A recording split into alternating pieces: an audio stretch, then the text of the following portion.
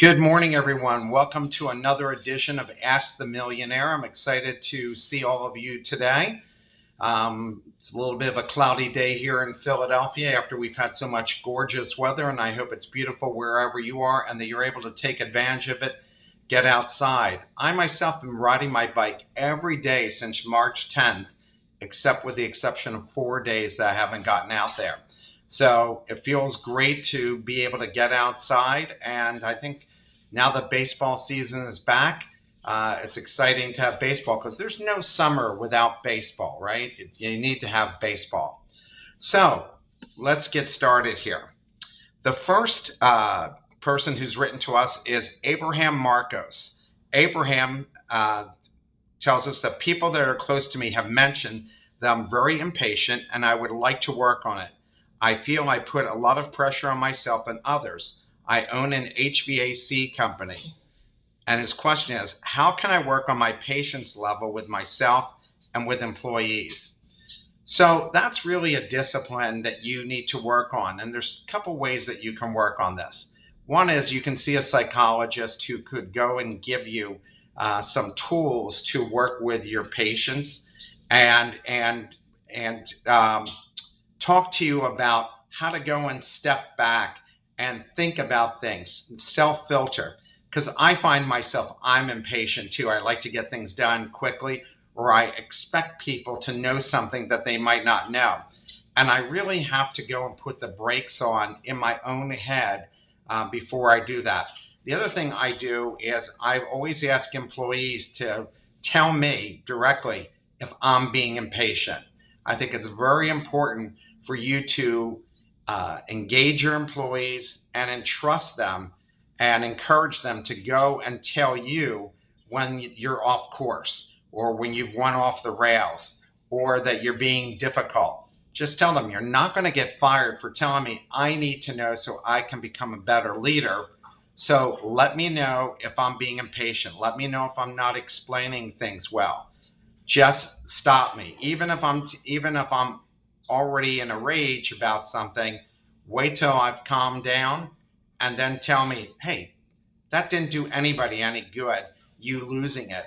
All it does is upset us. And I've seen that with other leaders where people get so upset that they can't function, and it's costing you money by the fact that you've lost your cool and can't have the discipline to go and calmly tell somebody or listen to someone. So the best thing to do is maybe see a psychologist to give you some of the tools that you'll need, but also ask your employees and promise them that you have nothing to worry about here. This is one of my shortcomings and I need to work on it, but I need your help. Employees will understand it and they'll go out of their way to make sure they help you. Helena Dreo gives us a business description of, this question is related to the creation of a pricing model for a design agency. I was planning to offer only a website designs at first. However, I realized that most people were interested in having me create titles, slogans, and content for them, such as photography, color schemes, and more. As opposed to just starting out with a web design, does it make sense to offer creative content and other services as other options? I intended to provide these services in the future, but people are already asking me for this.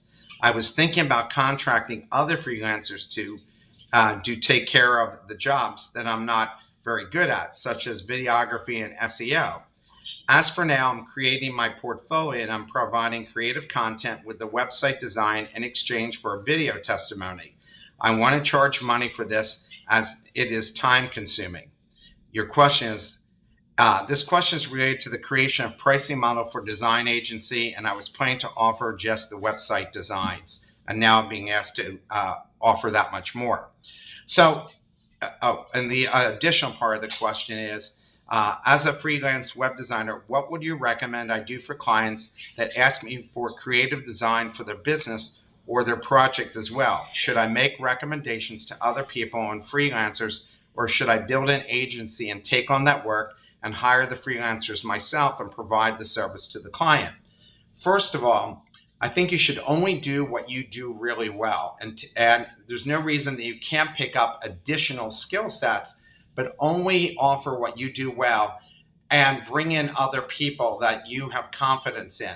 Because what the client really wants at the end of the day is just to hand it off to you and you run with the ball. If you tell them you can only do the website design and all the other pieces, they're going to have to find somebody. They'll go to an agency that encompasses everything. So the best thing for you to do is tell your client, not a problem. We can do all of those things, and find really capable freelancers that can go and offer these services. People that you've already vetted, that you made sure that their work has quality, that they're people who get things done on time, that their clients are really happy with them. So all of those things, put that all together. Because if you just say, I just do the website, and they want that much more, not only are you leaving money on the table, but there's a good chance they'll just go with somebody else. So keep that in mind and start vetting quality freelancers. Marlena Carter. Marlena owns a pet grooming salon currently with 2 IC groomers that only pay a set daily rate for both rental. Her question is it better to have employees or independent contractors? What are ways for me to be sure I'm choosing the right worker type? So there's a couple things you need to know. You have to go to your particular state and find out what the laws are for independent contractors, like how many hours can they work for you before they are considered full-time employees, and you have to provide them with benefits and the taxes and all that type of thing. The second thing that you need to do is figure out how many hours would you use these people. And just like Uber and Lyft, they give them part-time work. Uber and Lyft have been having a lot of problems with different states who consider the people putting in so many hours are now considered full-time employees in some states.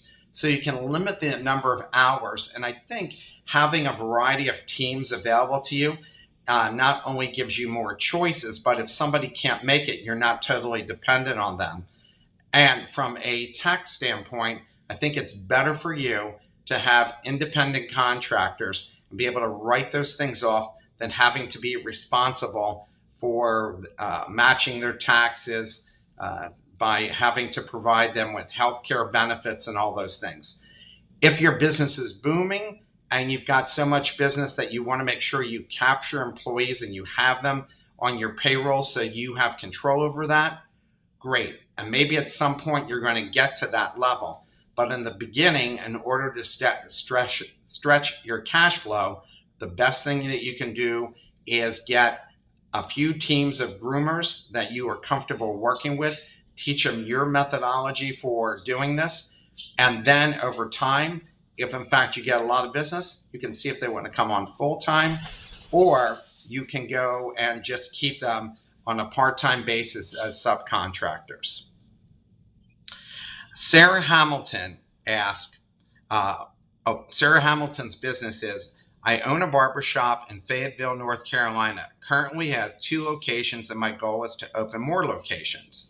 Her question is, what would you suggest is the best way to perform the necessary market research in the areas I'm interested in and expanding into?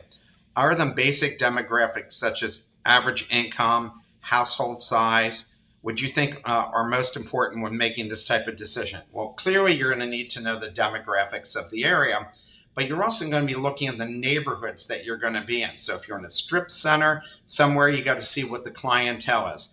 And you might also sit outside of barbers that you think you're going to compete against and see what kind of clientele that they get. You also might send somebody in to get a haircut and find out the pricing for each of the barbers that are in that particular area, so you get a sense of what people can charge. But also, if you're standing outside across the street in your car and you're staking it out, you can spend a day or two just making notes and counting how many customers that they get in. Or you can hire somebody to go and do that and spend the time and give you information about that, and that will give you a sense of what kind of customers you could serve that they're serving. It will also give you a sense of what the costs are. And it will also allow you to think about what's the best way to market my service? How would I differentiate myself from anybody else in that particular community? Jason Antonio. Jason's a sole proprietor building a aromatherapy brand, struggling with identifying target customer on a limited budget. What are the ideas I can use, whether online or offline, to do target market research so I can figure out how to sell to that target market? Advice or resources on defining an ideal customer. So there's a few things that you can do that are relatively inexpensive. One is that you could do a survey on Facebook, because I think that's your clientele, or consumers. And you can put a survey out there asking people certain questions and driving them to SurveyMonkey and having them fill out that information. You can collect it. I believe Facebook also has the capability of doing a survey as well.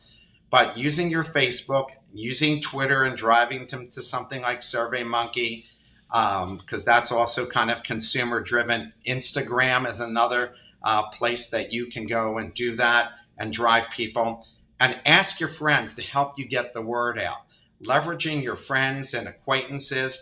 And you might also, if you belong to a church, a synagogue, a mosque, you might also ask them and say, if I bring in so much business, I'll make a contribution to the temple as part of helping me. At the end of the day, all these organizations would love to see more successful entrepreneurs, and you would be able to be a supporter of those organizations, both financially and with your time.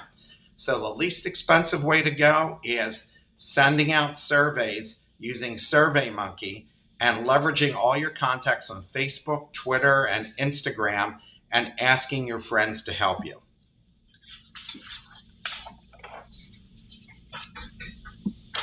Jason Phillips is our last question. Jason says, we have an HVAC business, and right now it's just the two of us, and we want to grow.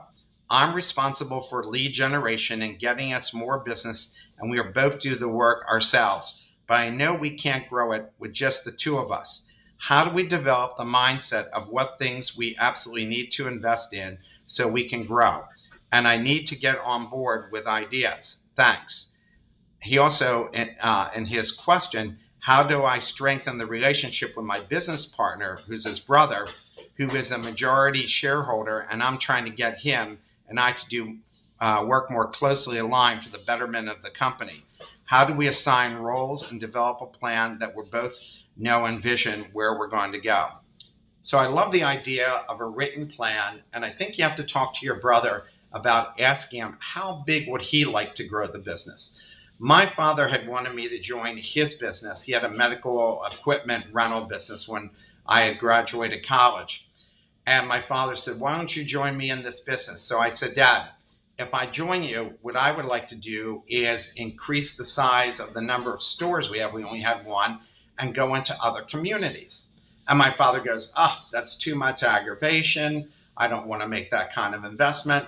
I just want to keep it small and have it in our hometown. Well, that's not what I was interested in. I was interested in scaling up. So you have to talk to your brother and ask him if he's willing to scale up. Also, if he's the majority owner, you don't have a lot of control over that unless you have a document that gives you a certain amount of control, even though he's the majority owner. So you might talk to your brother and say, look, if you don't want to expand this business and grow it to more than two of us, then maybe I should go out on my own, and I should take some of the clients with me, and I'll do my thing. Because if you're just happy handling a certain number of clients, great. I could even send you clients when I have too many. But I really want to go and build something bigger.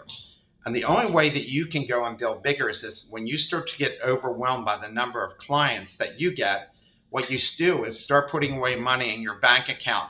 So if you were taking $100,000 a year out every year to live on, maybe now you're going to take $75,000, take that $25,000 and add somebody new. So now there's twice as many of you.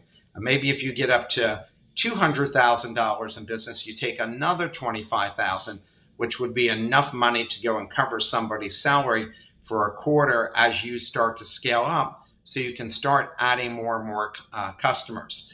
The only way that you can really scale up is you bring in a lot of business, you put some money to the side, you go and screen and get quality people, and then you add them on and you keep marketing out there. You let all these houses know that you are available, or if you're handling businesses, you let the businesses know that you are available to go and handle their HVAC. And the more of them that you get, the more of them that can make introductions to other friends, other homeowners, other businesses, and you keep expanding that way. Because nobody's really going to go and look at ads per se. That's more of a word of mouth business, with the exception that somebody has a problem, they've moved locally, and they don't know anybody. So then somebody's going to go on the internet. So you're definitely going to have a website. But nobody looks at the yellow pages anymore. I mean, we still get that book, but nobody really looks at it. So you having a website with endorsements from your existing clients, and as you add people, you keep changing the picture on it to keep showing how big your team is, so people have more confidence in you and want to do more business with you. Well, I wish you the best of luck. I hope all goes well for you, and I look forward to seeing you all in a couple of weeks. Have a great rest of your day. Take care and enjoy the beautiful weather wherever you are.